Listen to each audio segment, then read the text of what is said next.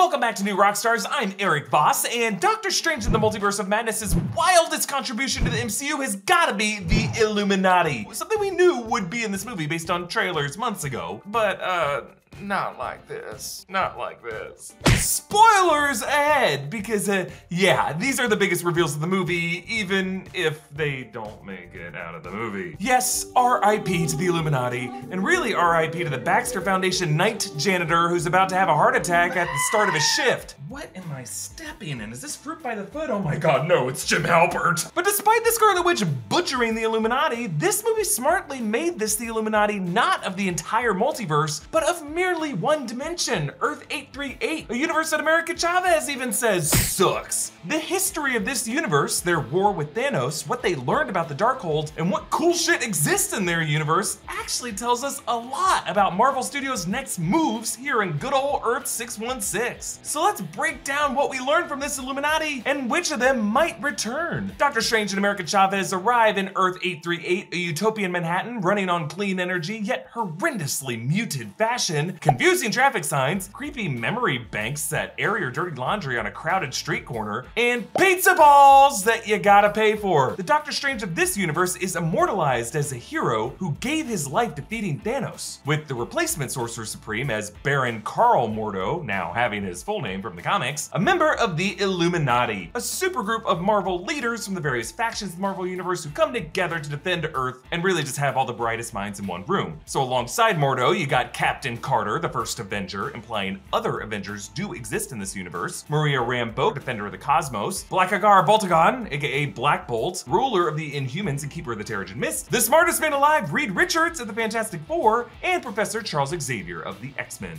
They work in the Baxter Foundation, a building in Central Park, its name a nod to the Fantastic Four's Baxter Building, its interior modeled on the British Museum of London, and it's run by Ultron sentries, which might mean that this universe has a Tony Stark who did invent the Ultron tech in 616, or this could be a universe like in the comics where Ultron was actually created by Hank Pym. There is a seventh empty seat on that dais, and even though they said there were no other members of the Illuminati, I don't know why they would keep it there if it didn't belong to some past member of this group. And they revealed the truth, that their Doctor Strange actually went rogue during their Infinity War conflict with Thanos, using the Darkhold to dreamwalk in the multiverse seeking a solution. This is a lot like the 616 Doctor Strange, using the Time Stone to glance ahead at 14,605 future outcomes, but instead of possible futures, this guy projected his consciousness into fully separate universes, and doing that caused an incursion that mysteriously killed everyone in that universe. Charles says that 838 Stephen renounced the Darkhold and helped them find the Book of Vishanti, which they did use together to defeat Thanos. And for this, Charles uses his telepathy to project into Strange's mind, taking all of us to that memory on Titan, where Thanos is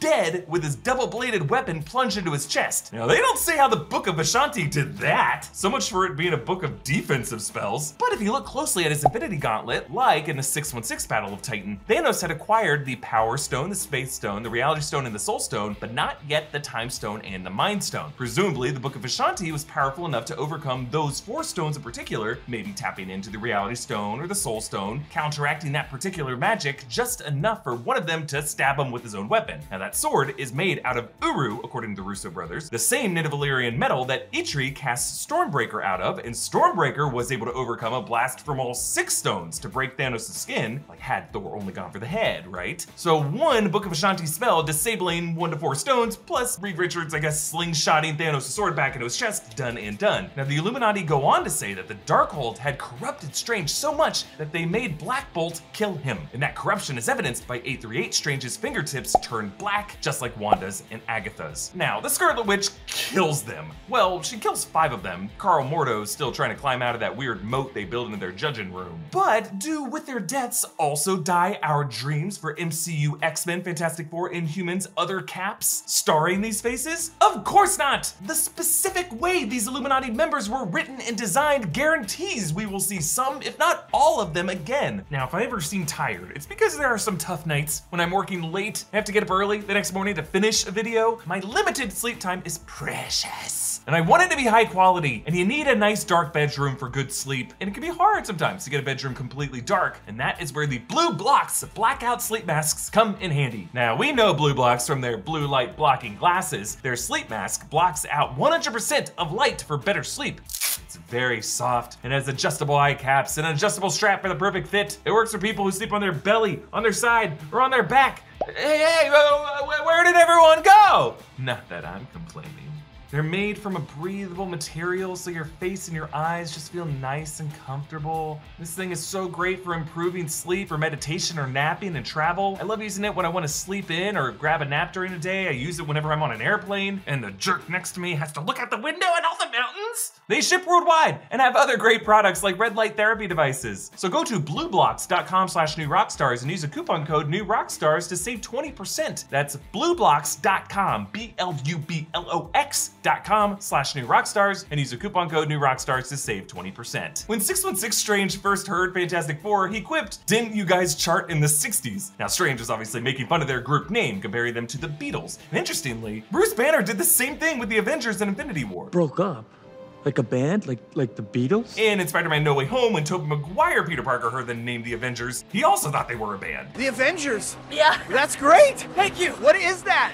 Wait, you don't have the Avengers? Is that a band? Are you in a band? Now, Reed Richards smiles at this joke, and this comparison should remind us of Ant-Man director Peyton Reed saying he once pitched a Fantastic Four movie as a 60s period piece like the Beatles movie A Hard Day's Night. And I've pitched several theories based on that on this channel of how that history could actually be true in the MCU, with Hank Pym, who was active during the 60s, having lost some other scientist friends to the quantum realm, which might be the MCU's version of the Negative Zone, and then spitting them back out in the present day. Something that might even come up in Quantumania. Now again, I think 616 Strange was just joking about charting in the 60s, but there still could totally be an MCU reality where that was the actual history of the Fantastic Four. Like if America Chavez says that there's an actual reality where Wong is running naked from a clown, we could totally have this version of the Fantastic Four. And also, Wanda asked Reed if he has a wife and children, and he says yeah, referring to Sue Storm, Franklin Richards, and Valeria Richards, lineage that will lead one day to Nathaniel Richards, aka Kang the Conqueror, in the 31st century. Kang will not only appear in Quantumania in Loki Season 2,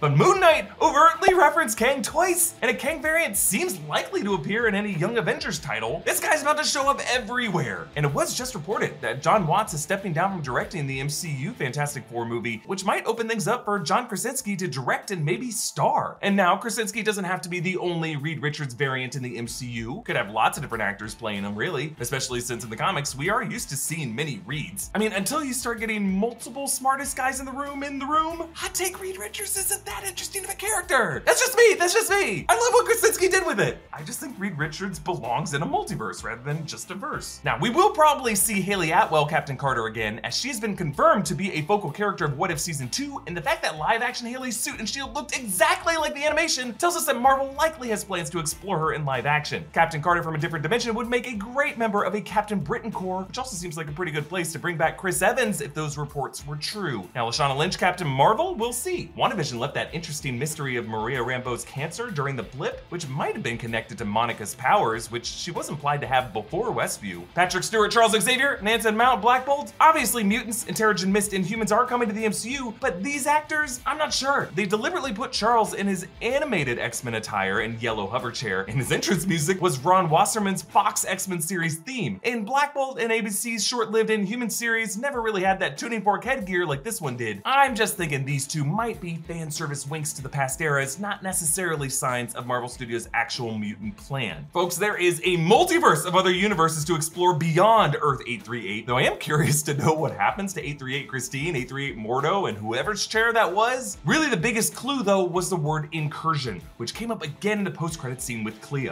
And likely some of these fallen Illuminati faces will respawn with the rest of the MCU heroes in an Avengers Secret Wars event. Time will tell. You can follow me on Instagram and Twitter at EAVoss, follow New Rockstars, subscribe to New Rockstars for more analysis of everything you love. Thanks for watching, bye.